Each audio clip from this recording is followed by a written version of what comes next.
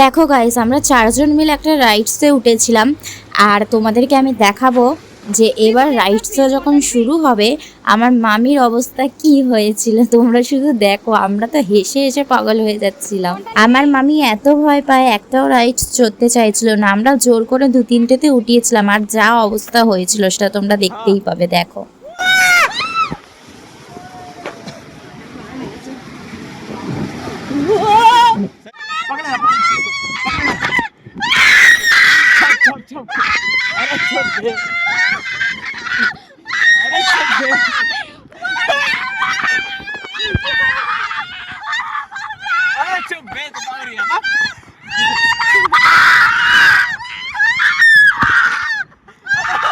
দেখলে তোমরা, আমি তো এখন ভিডিওটা এডিট করতে করতে হেসে পাগল হয়ে যাচ্ছি। তোমরা দেখলে কি অবস্থা না হয়েছিল। ওনাকে যেই রাইটে নিয়ে উঠেছি সেই রাইটে গিয়ে আমরা পাগলের মতো হাসছিলাম, মানে ওনার কীর্তি দেখে।